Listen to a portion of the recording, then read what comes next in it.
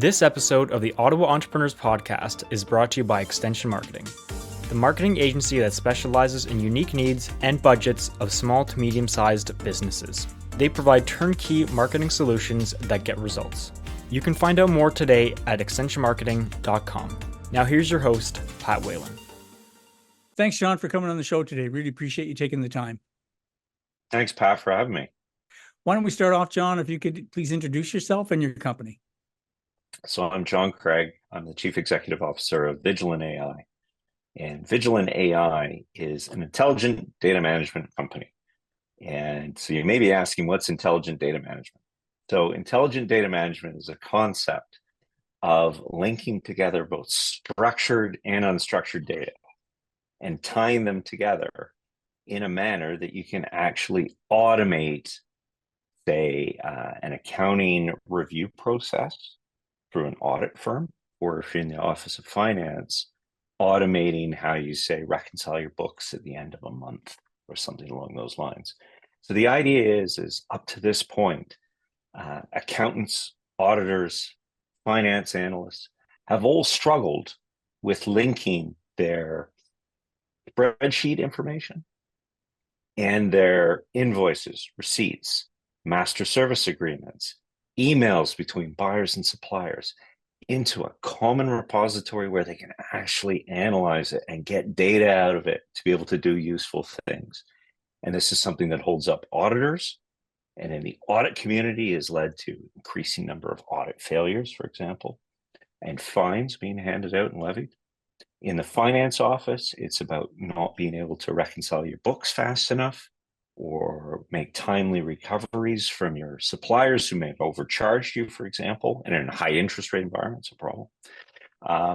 And so those are the kind of use cases that we sort of sit down and think about and work with our customers and clients. And that's the sort of basis for Vigilant AI. So is it a money saver, time saver? Is it both? Productivity booster. Okay. For auditors and accountants, so they can start to look at more data. And one of the problems we've run into in the audit community, in the accounting community, is there's now too much data. And failures are on the rise because people can't look through enough data. Up to this point, auditors have been getting away with something called random sampling. And I don't say getting away, it's actually enshrined in the rules of how you perform an audit, is you randomly sample transactions to look for that you believe are in an area of risk for that corporation.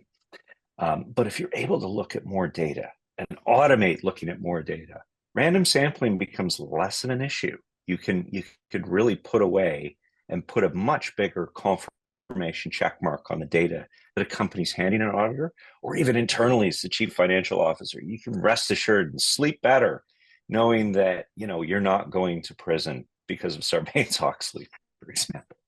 So is that the sales pitch? Don't go to prison, use our product? Don't go to prison. Yes, exactly. Yeah. I'll keep you out of prison. Yeah. So John, how old is the company? Company's been around since 2021. So we're just getting over that 3-year hump, which I think, at the start of any entrepreneur's journey, you have to, and this would be a bit of advice I give to any entrepreneurs listening out there. If you think you're gonna flip a pancake in 5 years, the reality of it is you better look at a 10-year horizon. So you have to gird yourself for the long game, even though you think you got something that's hot and everybody wants right now, and it seems to be hot. It takes a heck of a lot longer for the marketplace to accept you. Yeah, it's interesting. This is becoming a common theme on the podcast, John, that sales cycles since the pandemic are longer than ever. It doesn't matter which industry insider I'm talking to, they're all telling me the same thing. Sales cycle used to take 6 months is now 9 to 10 to 12 months. So I assume your business is no different. John, what were you doing before you started this? I was actually at a local Ottawa area company called MindBridge Artificial Intelligence, which you may have heard of. And they are experts in financial anomaly detection and risk scoring of financial transactions. And that was actually an introduction to me to the whole accounting space, because I come from a background in telecom and voice over IP and building mobile apps So I've had sort of a varied background, but when I got to Mindbridge, it was kind of the first time I sort of recognized that what I was dealing with in the past, when I was doing network management software, was dealing with big data. Was dealing with a lot of signals coming from a lot of boxes in the network telling you, you had ups, downs, faults, problems, collisions, whatever it was that we were measuring at that network. We were playing with big data. We were working with data on a telecoms grade scale, which was very, very large number of subscribers. So when you get to financial transactions, the size of the amount of data is actually familiar to me. And many of the same kind of data handling problems that we're dealing with in this space are familiar to me. So it wasn't that much of an adaptation, funny enough to say, to jump from like telecom to jumping to accounting. And who's the ideal client for your product? Is it a business has to be a certain size in order to justify or to see the benefits? You know what? We sort of graded it for the mid-market. And the mid-market sort of starts around 50 million in revenue and goes all the way up to, just shy of about maybe $1 billion, somewhere along those lines. And that may be, a strikingly large number if people say, oh, you're $1 billion mid-market firm. But there are so many billion-dollar firms out there outside the Fortune 2000 that could benefit from doing this. And they encounter a whole raft of data problems, everything from, let's say they had made acquisitions and they have 3 or 4 ERP systems, ERP standing for Enterprise Resource Planning Systems. So they have all these accounting software systems managing different business processes and other things. How do they bring all that data together to look at it? And what they do is they use spreadsheets. So you end up with hugely inefficient business processes of merging spreadsheets at the end of a month from 5 different companies and hoping all the Excel macros don't fall apart. So, we're looking at ways of automating, bringing that data together, analyzing it, confirming it, verifying it, making sure that it's solid before you go to market. Either as an enterprise using it. So one of our customers is the Enterprise Office of Finance. And the other is the external audit community. The external audit community always has to sample all of this information. So whatever the size of the sample or the area of risk they're looking at, they need to kind of bring in, to be solid, they need to actually bring in more data than they need. But the reality up to this point is they only bring in the data they can get. And what we're seeing, and this is something we saw at Mindbridge was the first time companies were able to look at 100% of their structured financial data, their spreadsheet data, and find anomalies. We could look at 100% of that. You can't look at 100% of PDFs, master service agreements, all the detailed bits that go into that line item that goes into a ledger. And that's what we're driving towards today, is being able to do that and then giving people that greater level of assurance that they never had before. So I assume you're talking about a pretty large revenue model here, excuse me, for your ideal client. So I'm going to assume your customer base is all over the world, or are you in North America only, or what's that look like? Can be. I mean, our land, you're always going to use like a land and expand models. Where are you going to start? You're generally going to start selling to Americans, because we as Canadians are slow adopters of technology. But the Americans are generally a little bit more, ahead of the curve, looking at risk. I do have to report, though, that they've slowed down quite a bit since the pandemic. So that there's still some risk aversion, but there are certain states I always find in the U.S. who are ready to run and move ahead of the curve. And my best customers in my entire life, across all the companies I've started or companies I've worked in, have always been in Texas and California for some reason. So, wow, interesting. Yeah. Is there a connection there between those two states? I just think it's the risk taking. They're the two American frontiers, if you want to call it, one to the south and one to the west. And it just seems that people that have gravitated to those two states are willing to take risks on small companies. And that you can build relationships with them and move them forward a lot faster than you can in Canada. Canada seems to be that old rigid guard. You could say that the Laurentian elite take a long time to turn around and say, yeah, I'll do that. And it's usually after the Americans have spent money on it. And they've proven it, and then we adopt it. Yeah. Well, we build it. We have a Yeah, great right. engineering culture in Canada. We build it, sell it to Americans, then come back and ask the Canadians to do it. And then they say, can you give me a better price? Which is always laughable, because by that price, you've set your price in the US market. So you just kind of sit there smiling across the table. So John, how long have you been an entrepreneur for? This is, I would say, my third true iteration on being an entrepreneur. I did it once when I was young and crazy and closed it down really quickly. Did a neat little company that BlackBerry had not yet figured out a way that you could read an attachment to an email. So we came up with a novel mechanism of translating Word documents, PowerPoints, and Excels into a readable format on a BlackBerry device.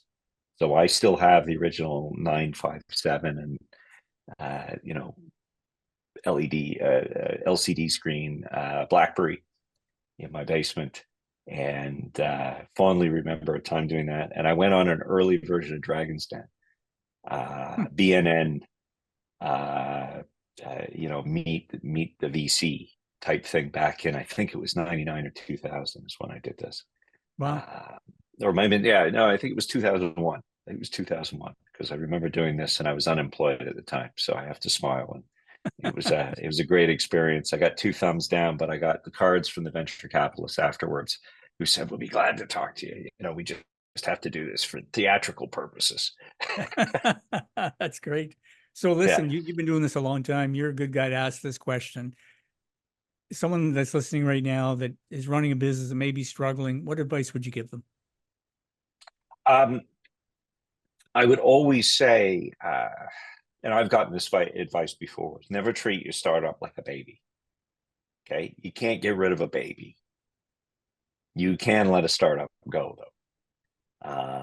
And it's important to know when you've overinvested in something that isn't quite hitting the market space, but to take that experience and fail forward. And that would be my number one advice to most people is, with the numbers of successful companies out there being sort of in the 3 and 10 that actually get money, or in my case, I'm bootstrapping. I'm bootstrapped twice, essentially, which is another completely different opposite direction from a lot of what a lot of people think entrepreneurism is. But fail forward in your next exercise. So whatever you've tried to do is going to set you up for the next thing, because you've learned something from that. So never take the money you've spent or the time you've invested in learning something as a point of failure. You're always moving forward. And that's the most important thing to get in mind is you're never failing. You're getting ready for the next thing. Is your concern with your comment, John, that a lot of startup entrepreneurs are so married to their idea that they'll spend years when in fact, maybe the market's just not ready for it, or maybe there was never a market for it in the first place? Because we do see that a fair amount in our business. Do you feel the same way? Well, I think there's also a timing issue. Look, let's level with each other. The pandemic did some interesting things to companies in the telecom space. So a company like we're running on a Zoom podcast right now. Zoom is like $100 billion company. We built all this tech back in the mid 2000s. We had Zoom, and this was working. It just took a pandemic. So there's Terry Matthews always had a great saying: "Is timing is everything." My father, who was at Nortel, had a great thing: "Is there are no new ideas out there.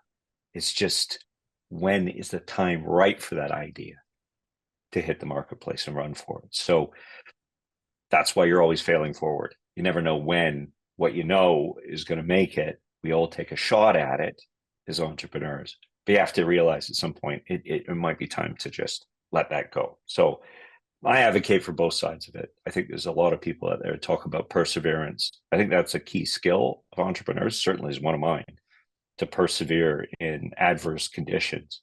But there are limits. You have to take those limits into account. But eventually the market decides whether or not your product or service is a good idea. if you're not actually making, if you're not actually closing sales, then either the timing's right or wrong, like you mentioned, or maybe the idea is just not that strong. Yeah, Would and you you could agree? be too far ahead of the curve. I've had friends of mine that invented Uber before Uber got created. It's just Uber got tons and tons of money chunked into it out of Silicon Valley. So there was timing, and then there was environment, and then there was people willing to spend with wanton abandon to lift Uber up to where it ended up. I mean, it was a money losing proposition for years, before it started to pump out the profits it did. So, it's interesting. Environment also plays a role as well. And I've always sort of envied what they do in Silicon Valley because they throw an awful lot of money into some really goofy ideas. And some of them just you never hear of again. Some of them do take off. So you do end up with the Ubers and the Pelotons and the other things that we enjoy in our lives because there was a lot of money persevering. Well, we have that example in our own backyard here in Ottawa, Shopify. For years and years and years, they lost money. It's only in the last couple of years where they started turning a profit, So if that was a small startup business that didn't have the funding or couldn't go to an IPO, never would have seen the light of day. And it was an absolutely great company for recognizing that they had to go to the States early because they were not getting the uptake in Canada. So, kudos to Toby and crew and Harley, of course, going down to the States and doing what they did to raise the money to keep that engine boiling over. And that's really been the story of Canadian success. Even BlackBerry really got its start going in the United States well before anything ever happened in Canada. Yeah. Let's switch subjects here quickly. So, question for you. We have someone that's listening right now that may be thinking of starting a business. Any advice you'd like to give to them? I'm a bit of a contrarian on this one. So what I like to say to young people who are thinking of starting a business is don't. Go find a business that may be in the area you're interested in and learn on somebody else's dime the first go around or two. Because there's an awful lot of value throwing in with other like-minded people and really giving it a shot with somebody who's funded, somebody who knows the environment, has VC, because that part of it is incredibly difficult. It takes years of getting to know people to get them comfortable with parting with their money to do what you want to do. So I always say, learn on somebody else's dime the first few goes. And I've seemed to have done work with other people, go through that success cycle, work on my own thing, move that into the next cycle and succession and things like that. So it's continue to work forward and find the right people to work with. And I'm really fortunate now. I tell this to people is I was only able to create Vigilant AI because of the people I met in my career. Now that I have a top grade engineering team, it's only because I worked with all the people on my team in previous ventures. So I know what they're capable of doing. So I am dealing with some of the top talent that I've ever worked with, recruited them to my cause, and brought them into this tent to build the next thing. And it's only being at this stage in my career in life that I was able to bring those people together to make this work. I couldn't have done this when I was 20. I just want to make sure I'm clear on what you're suggesting here. Are you suggesting to go and work as an employee? Okay, just want to make sure that was clear to go work with another work for a company that's in the area. Whatever area you think you're going to be big in, go find a company that's in that area. Get inside, find out how it works. I've interviewed far too many young people over the last 5 and 10 years who've gone through these early stage entrepreneur programs and are being told you could be a CEO by 27 and you could be a multimillionaire by 27. The reality is you're not going to be. You need to throw in and learn how to do everything from accounts payable, accounts receivable, how to do engineering well, how to pick and select talent on an HR basis, how to build a corporate culture. The odds of you doing that straight out the gate are slim to none. Yeah. It's interesting. I wonder if there's a movement afoot of mature entrepreneurs. I know I'm one of them. I started this business, later in my career, for a number of reasons. One, on a personal level, I wanted, I was in a different place financially, personally, mortgage paid off, kids off, out of university and all that. So there's less pressure to make a certain amount of money when, your overhead's lower, quite frankly, your personal overhead is lower. But also because of the experience that I had, I was able to hit the ground running as soon as I started. I'm not suggesting everyone has to wait that long, but maybe there's a sweet spot, and it's not necessarily age related, but I think, and John, correct me if I'm wrong, what you're trying to say is make sure you have the experience that you need in order to run a successful business by yourself. And that may take 5 years of working for somebody. It may take 10, it may take 2. Is that what you're saying?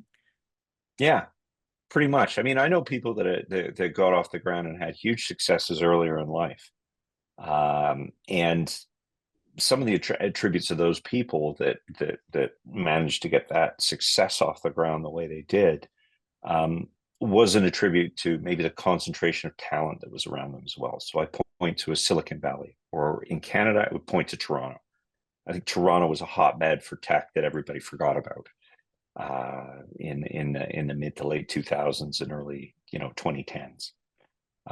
So there's some phenomenal things happening down in Toronto. Yeah, so it's that mix. If you can feel the mix, you're ready to go. If you don't feel the mix, if you don't feel you're amongst the right network of people, you haven't found your tribe yet. You need to keep working to find that right tribe to get to where you need to be successful. Yeah. Got it. Great advice, John. Before we let you go, where can our listeners find out more about you and your company? Yeah, so Vigilant AI, www.vigilant-ai.com, and we're on LinkedIn. I'm on LinkedIn as well, and we're on X. I guess I'm supposed to call it. I have to move on from calling things Twitter these days. So yeah, that's great. Thanks so much, John, for doing this today. Really appreciate your time. Pat, thanks for your time as well. Cheers. If your company or organization is looking to improve your marketing, go to the Extension Marketing website at extensionmarketing.com and book a discovery call today.